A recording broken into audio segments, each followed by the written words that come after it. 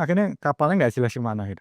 Setelah kan Indodax kan berdiri di 2013 awalnya. Di rebrand-nya ke Indodax kapan ya, Pak?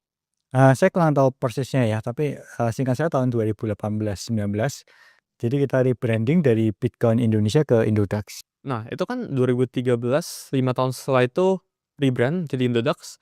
Terus saya ingat di 2024 ya, itu ada pernah kena kasus kena hack. Itu kena hack $22 juta ya. Nah, itu duit nasabahnya hilang, Indodax ganti atau kayak gimana ya? Itu sebenarnya duitnya Indodax ya, bukan duit nasabah ya.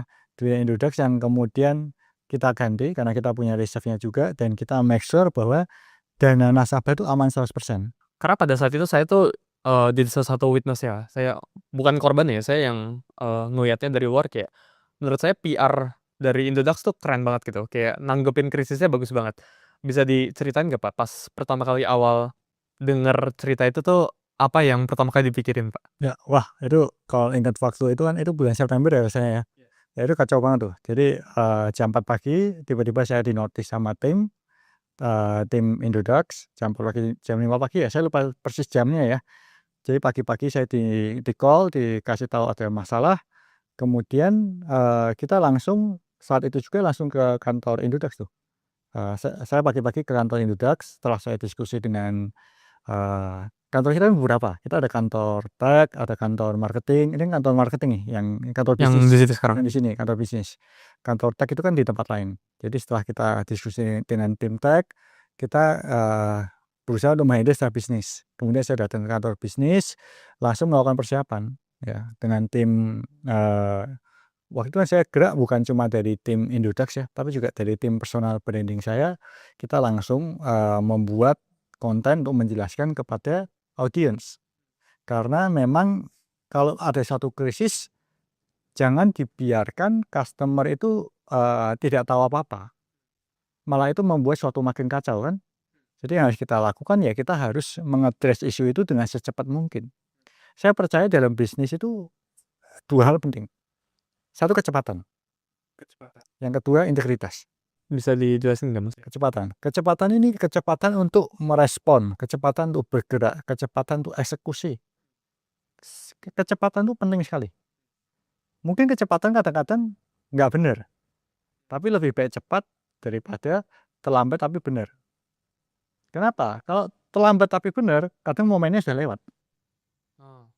Ya, jadi saya tipe yang, memang pada saat itu saya nggak bisa terlalu banyak berdiskusi dengan semua tim Indodax, saya langsung mutusin untuk membuat, konten untuk mengadres isu itu.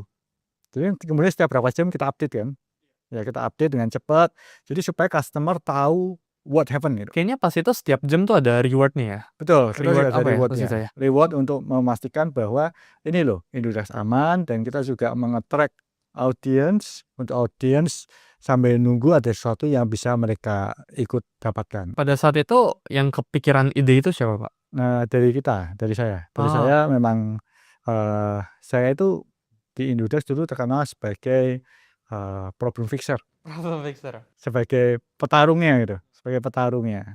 Ya saya itu tipe yang jadi ada 2 tipe kan, ada tipe CEO yang good at, peaceful time. Good at peaceful time. Jadi, pada saat situasinya stabil, orang yang, me-manage, mengatur, memastikan semuanya baik-baik aja.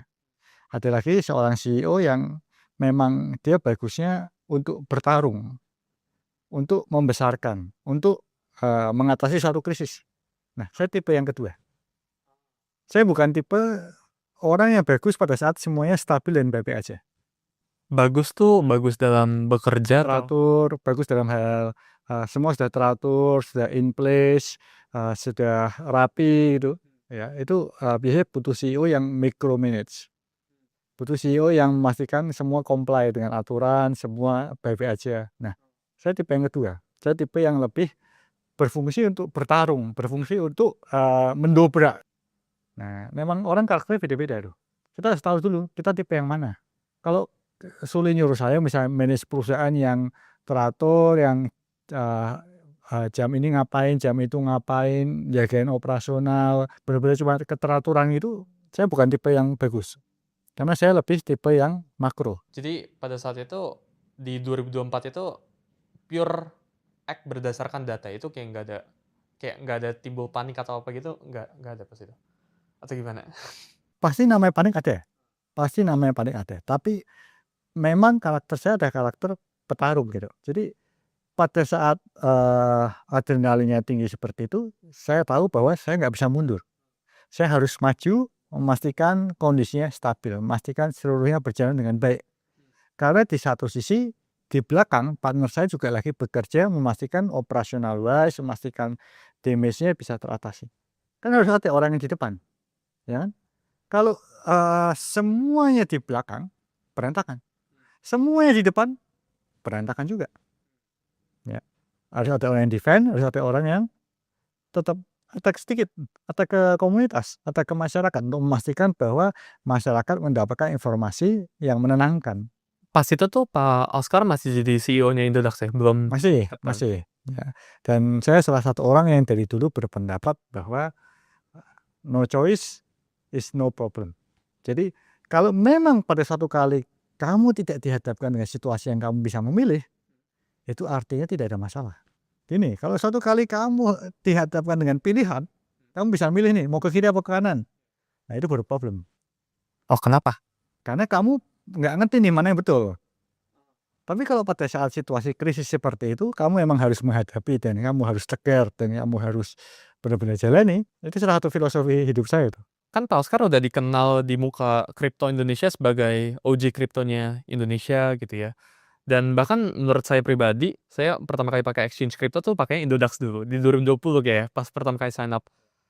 Saya juga tahunnya ya Indodax itu ya Pak Oscar.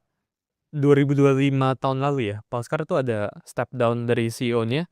Kalau boleh tahu kenapa Pak itu decision-nya? Kan renew lagi alias kayak CEO barunya Pak William kan mukanya itu belum kebentuk kayak Pak Oscar gitu. Kayak masih new, familiar face-nya gitu. Ya, jadi tahun 2025 itu kan kemudian saya menjadi chairman ya. Saya menjadi chairman karena adanya perubahan aturan di OJK kan memang kripto diatur dari Bapepti pindah ke OJK. Kita perlu adanya komisaris, kita perlu ada direksi, kita perlu bisnisnya yang lebih teratur, lebih kompleks aturan, dan memang sudah waktunya Indodax itu mengalami sesuatu yang refreshing, sesuatu yang baru gitu. Nah makanya William kemudian menjadi CEO. Saya menjadi chairman, komisaris itu kan, atau pengawas lah, ya pengawas. Nah saya lihat dalam perkembangan waktu, oh ternyata semuanya baik-baik aja dan oke. Ya makanya di tahun 2026 kemudian saya mutusin buat step down lagi kan, nggak lagi jadi chairman, jadi shareholder aja. Ya saya jadi shareholder sekarang. CEO, chairman, terus saya tahun ini shareholder. Shareholder. Karena saya melihat William capable dan memang Indodax sudah berubah menjadi bukan sekedar startup teknologi. Indodax itu sekarang menjadi perusahaan keuangan. Dan saya sudah bilang di awal bahwa saya itu bukan CEO yang bagus pada saat semuanya tenang gitu loh. Fine aja. Kan ini cuma sesuatu yang compliance saja nih, sesuatu compliance, sesuatu yang ngiringin waktu gitu kan. Karena memang itu sudah seperti kayak bank bisnis Indodax. Semuanya dengan compliance pada regulator. Ya saya percaya William tipe yang lebih baik daripada saya tentang hal itu. Kita harus memandang bisnis sebagai suatu entity sendiri kan. Indodax itu bukan Oscar, Oscar bukan Indodax. Ya, Indodax ya adalah sebuah entity sendiri. Tapi menurut Pak Oscar kalau kan sekarang misal influencer itu kan suka tempelin brandnya dengan nama gitu. Apakah itu actually harusnya nggak entitled, nggak connected gitu? Bisnis yang bagus. Kalau menurut saya kayak gini. Ini saya dulu pernah belajar dari Alibaba. Salah satu orang yang menurut saya menginspirasi hidup saya itu adalah Jack Ma. Ya. Jadi yang pertama kali dilakukan Indodax itu sama seperti di Alibaba.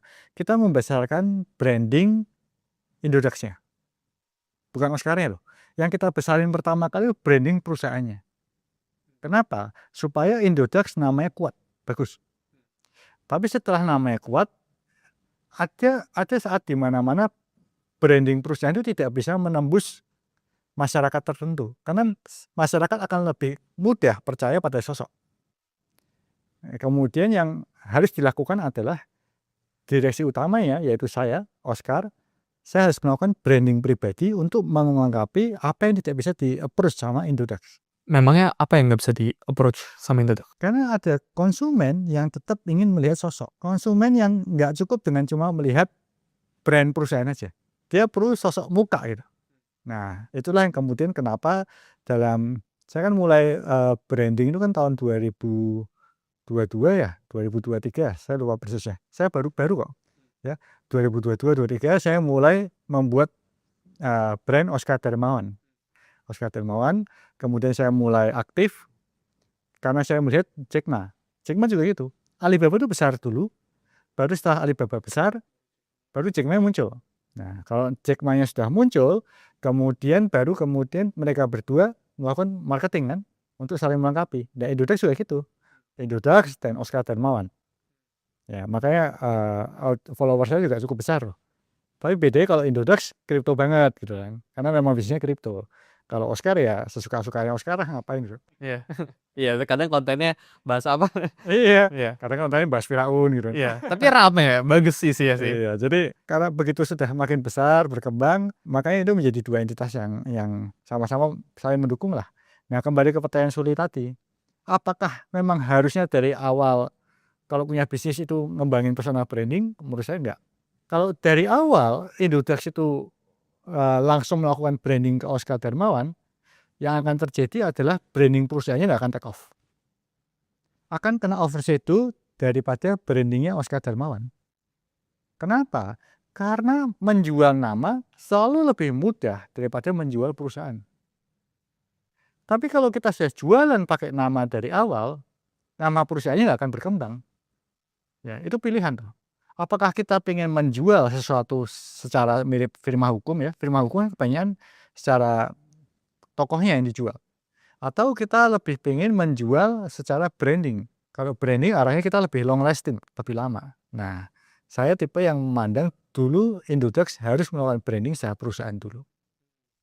Makanya nama Oscar dulu nggak keluar dari tahun 2014 sampai 2020-an itu nggak keluar. Karena kalau yang take off itu ada nama perorangannya, bisnisnya bakal trouble. Karena mematikan nama perorangan itu lebih mudah daripada mematikan Oh, nama nama bisnis. perusahaan. Oh iya, iya. Tapi Pak Oscar kan step down di tahun 2025. Apakah itu udah di plan dari tahun-tahun sebelumnya bahwa pengen step down di 2025 atau baru kepikiran beberapa bulan sebelum pengen step down dari CEO, Pak? Terus saya itu baru beberapa bulan sih, baru beberapa bulan karena saya melihat momennya memang pas saat itu. Memang sudah waktunya dan memang waktunya untuk regenerasi, waktunya buat melangkah ke hal baru lainnya. Kalau gitu personal brandingnya Pak Oscar sekarang yang di Instagram gitu dipakai kemana, Pak? Kalau udah bukan fully ke Indodax. Ya dipakai ke Oscar Darmawan dong.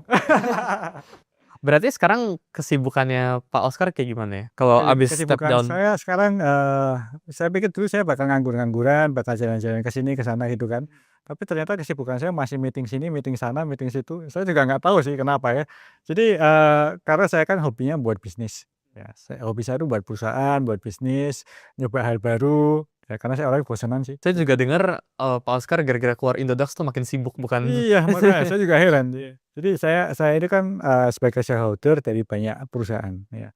Total perusahaan PT saya mungkin hampir nggak tahu 30 atau 40 ya mungkin lebih ya. Saya kadang-kadang kalau lagi senggang saya suka tanya ke direksinya, ada apa nih, sibuk ngapain, apa yang bisa saya bantu, dan sebagainya. Ya, jadi itu kegiatan yang setiap hari saya kadang-kadang muter-muter dari satu entitas ke entitas lain. Berarti sekarang kesibukannya ngurusin berapa? 30 atau 40? Kesibukan saya ya ngecekin portofolio saya, Portfolio. portofolio perusahaan-perusahaan yang terafiliasi sama saya. Tapi buat Indodax tuh udah nggak manage lagi, micromanage, udah nggak di dalam ngurusin gimana-gimana lagi. Indodax saya lebih sebagai shareholder pengendali, ya jadi ya saya juga masih sering ke kantor Indodax buat ketemu direksinya sebagai shareholder lah, sebagai shareholder saya pengen dapat update ya, dapat update dari direksi, dari komisaris, Indodax sibuk ngapain gitu. Terus kemudian kadang mereka minta advice, yang shareholder-nya boleh memberi advice tuh. Ya jadi ya sekarang saya kasih advice lah, ya selalu happy melihat perusahaan yang kita kembangkan dari dulu menjadi besar, ya. ya, menolong orang banyak lah. Mungkin dulu pas Indodax pas awal launch, definisi sukses dari Pak Oscar itu Indodax harus jadi profitable. Tapi setelah misal Indodax profitable, Indodax harus definisi suksesnya berubah lagi, jadi misal dominate market share. Definisi sukses kita di Indodax dari awal bukan profitable, karena Indodax dari awal memang profitable. Definisi sukses menurut kita secara Indodax saat itu adalah kita harus menjadi penyedia ekosistem kripto nomor 1 secara aman di Indonesia. Dan target kita saat itu adalah 10 juta investor kripto di Indonesia. Tapi kalau dari definisi sukses menurut Pak Oscar pribadi itu apa? Apakah itu kayak uangnya harus berapa atau enggak harus usernya harus berapa banyak gitu? Ada patokannya nggak? Untuk saya pribadi atau untuk secara Indodax? Dari pribadi. Dari pribadi. Kalau saya melihat sukses itu bukan dinilai dari uangnya punya berapa. Bukan dilihat dari pakai jam apa. Bukan dilihat pakai mobil apa. Ya, bukan dilihat pasangannya seberapa cantik. Enggak juga ya. Kalau menurut saya sukses itu adalah kita bisa memberikan hidup kita manfaat untuk orang lain seberapa banyak. Seberapa banyak orang yang bisa kita hidupi dari satu orang Oscar ini ya. Jadi kalau kita sekarang lah kayak Indodax kita punya 500 karyawan. Perusahaannya berhubungan dengan saya kurang lebih total mungkin ada karyawan ada 4.000, 5.000 orang ya. Jadi sukses itu ada tentang bagaimana hidup kita memberi manfaat buat orang-orang sekitar kita. Ya, jadi itu definisi sukses buat saya. Pak Oscar sekarang pakai AI buat pekerjaan atau buat nge-manage 30 perusahaan dari Pak Oscar nggak? Pakai AI sangat membantu ya. Bukan cuma tentang manage ya, AI untuk development membantu. AI untuk bahkan untuk kadang-kadang kita perlu bikin surat pun AI membantu tuh ya. Bahkan untuk bikin konten AI sangat membantu. Apa satu hal yang Pak Oscar lakuin ke AI yang bisa di-sharing ke teman-teman kayak tipsnya gitu?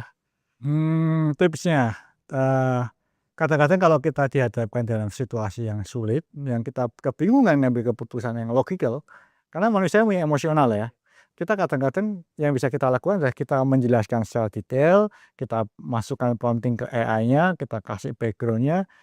Kadang-kadang AI akan memberikan masukan yang menarik, sudut pandang yang mungkin nggak kita pikirkan sebelumnya. Ya, itu satu hal yang saya rasa fungsi AI yang menarik. AI itu mirip seperti kita punya smart secretary, ya, orang yang bisa memberikan smart secretary, smart advisor, ya, dan, akan sangat bijak kalau AI memang dipakai untuk hal seperti itu. Pak Oscar ada mentor gak, Pak? Ada, saya cukup banyak mentor, dalam perkembangan bisnis saya punya cukup banyak mentor, salah satu mentor yang saya hormati ya Pak Toto Sugiri. Pak Toto Sugiri itu adalah salah satu mentor yang banyak membantu saya. Saya kenal beliau dari sebelum beliau berbisnis data center yang terkenal sekarang ya. Beliau kan dikenal sebagai Bill Gates-nya Indonesia ya. Nah, dulu saya suka main ke rumah beliau, sering minta saran ya. Sekarang sudah cukup lama nggak bertemu beliau, tapi kangen sih saat-saat itu di mana dibimbing, dibina ya. Apa advice terbaik yang Pak Oscar terima dari Pak Toto? Integritas. Integritas adalah salah satu hal yang paling harus dijaga sebagai seorang pebisnis. Karena begitu nama kita rusak, kita akan susah untuk mau kemana-mana. Sekarang kalau dibalik, apa advice terburuk yang Pak Oscar itu pernah dengar dari siapapun? Bisa di-list gak satu? Advice terburuk ya? Wah itu pertanyaan yang menarik tuh yang nggak pernah saya pikirkan, advice terburuk. Karena saya tuh orangnya positive thinking gitu loh. Jadi kadang-kadang kalau dikasih saran terburuk pun, saya bisa melihat hal positif dari terburuknya gitu. Jadi saya itu orang yang saya selalu memandang sesuatu sebagai hal yang positif gitu. Saran terburuk apapun selalu ada positifnya. Yin yang kan, sehitam apapun ada titik putihnya tuh. Jadi saya nggak pernah dapat saran terburuk ya saya. Buat penutup ini saya ada nonton podcastnya Pak Oscar di Daging Talk punya Bang Atta. Di podcast itu Pak Oscar ada mention kayak Pak Oscar pengen jadi kembang api. Ya. Sih. Itu bisa dijelasin nggak di sini? Ya, jadi itu salah satu pandangan hidup saya sih. Jadi saya tahu bahwa hidup manusia kan pasti ada batasnya ya. Ya, sesehat-sehatnya kita, sesuka-sukanya kita olahraga, umur manusia itu ada batasnya. Kalau kita beruntung mungkin kita di atas 80 tahun, ya kan. Tapi kalau kita nggak beruntung, seperti kedua orang tua saya, belum umur 65 sudah nggak ada. Ya, jadi setiap orang ada batasnya dan itu yang harus kita sadari sepenuhnya. Nah, hidup itu singkat. Nah, dalam hidup yang singkat ini, saya sangat berharap kalau saya itu seperti kembang api gitu. Jadi waktu kita meluncur ya dari bawah, mungkin pertama kali nggak kelihatan kan di bawah kan ya. Nah, tapi kita berharap efek hidup kita seperti kembang api pada akhirnya. Semua orang bisa melihat dan memandangnya sebagai sesuatu yang indah, bukan sebagai kembang api yang gagal berkembang. Ya, jadi cuma ada suara berisiknya doang gitu kan. Ya, artinya sebagai sesuatu yang indah, memberikan manfaat buat orang yang melihat, dan pada saat kita menghilang, orang masih mengingat, oh kembang api tadi bagus. Pak Oscar pengen diingat sebagai apa, Pak? Saya ingin diingat sebagai orang yang memberikan banyak manfaat buat orang-orang sekitar saya, ingin dilihat sebagai orang-orang yang menghidupi orang cukup banyak. Saya pengen pada satu kali saya punya karyawan 100.000 orang. Oke, ini jadi timestamp ini. Ya. Thank you, Pak. Thank you, Pak. Thank you.